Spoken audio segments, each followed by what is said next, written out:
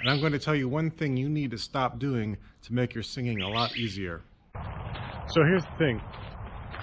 When you're singing high notes, you don't want to stretch like this.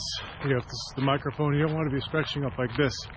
You want to keep your head pretty level, even move down a little bit as you go higher. So if the musical line I was singing was ee-ah, ee-ah, ee-ah, I would go like this, pointing down as it goes up.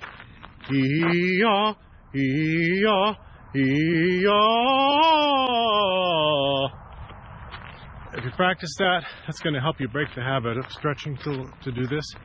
Another thing you can do is just think about keeping your head parallel to like I usually tell people about 5 degrees below parallel. It's going to widen your throat here, and by having your throat a little bit wider, it's going to take tension off the cords, and the tension on the vocal cords is what causes strain. So think about this. Ee-ah, ee-ah, ee-ah.